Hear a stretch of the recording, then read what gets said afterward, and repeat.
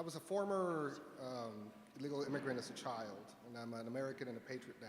I'm also conservative. Well, good for you. That's great. What's that? Good for you. That's awesome. Appreciate Welcome.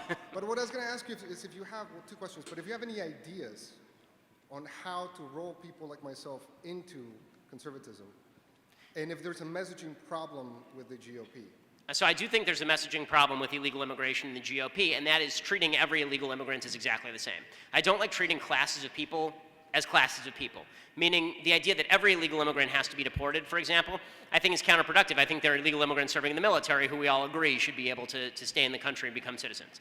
I think that when it comes to the so-called dreamers, people were brought over here as kids through no fault of their own, I don't think that we ought to treat them as a class either by keeping everybody or deporting everybody. Meaning I think that what we ought to be doing is looking at it as a country and saying who's of net benefit to the United States, just the same way you would with a legal immigrant, and say who's of not net benefit to the United States. We get to pick and choose. And then I think that we ought to make clear to immigrants of all stripes that the reason America's great is because you immigrate here for America to be awesome. You immigrated here for our freedoms, not for the welfare programs, which is the reason most immigrants show up here, right? They're not showing up here to take advantage of the welfare programs by and large, statistically speaking. They're coming here because they actually want a better way of life. Now, one of the ways that we can make that happen is by actually minimizing the welfare systems that drive people to come and actually take advantage of those systems. Right, when my great-great-grandparents came here, there were virtually no immigration restrictions in the United States. They came over here in 1907, didn't speak English, had no money. And it was easy to assimilate people because if you didn't assimilate, then you were going to starve. Now, you came here, no one was going to give you a handout. You might have a local community willing to accept you, but that was about it. And you came here, and so what that meant is people who were coming here were risk seekers. They weren't coming here for a sense of safety and a sense of security. They were coming here because they wanted a riskier life, not a less risky life. They wanted to come here because they wanted to strive and they wanted to have a chance at really making something of themselves. That was the magnet that drew people here. When you change the magnet, you draw the type of people who are coming here. So I think that we need to change the magnet, and I also think that as a Republican Party, we need to, and as conservatives generally, we need to say to immigrants, the reason that you're coming here is because America is a free country, and we know that, and you know that, and that's why you ought to join us. And I do think that we need to cut out some of the more inflammatory statements about classifying all illegal immigrants along one line, because I don't think that's accurate. And maybe that's just the Californian me talking, but that's the way, again, I know too many illegal immigrants who have come here and tried to work hard and make something of themselves, say all illegal immigrants are bad, and I know too many people who have been rear-ended in a fender bender by an illegal immigrant with no car insurance to say all illegal immigrants are great.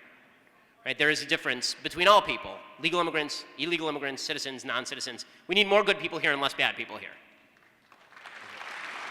And I do need a tip from you. So I've noticed that native-born Americans have a utopian standard when it comes to looking at America, and immigrants obviously have a real perspective on like an actual standard. And I find how do you fight in a discussion where people tend to embrace like a false equivalency or just generally believe that America is like a third world country just because Al Jazeera Plus keeps telling them that's the case? So I missed the last part of the question.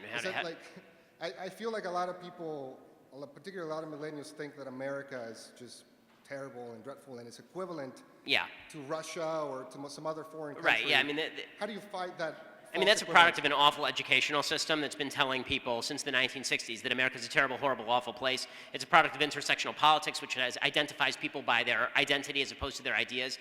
It's a product of a system that teaches people that American history is replete with horrors, but with no good, and the foundational principles that America was built on were built on these horrors. All that stuff is not true. There's terrible stuff in America's history, of course. But America was founded on the greatest ideals any nation was ever founded on, and the product is the greatest civilization in the history of mankind, which is why people want to come here and they don't want to leave. So it's a great irritant, obviously. Hey everybody, this is Charlie Kirk, founder and CEO of Turning Point USA. If you liked this video, be sure to subscribe to our YouTube channel at Turning Point USA.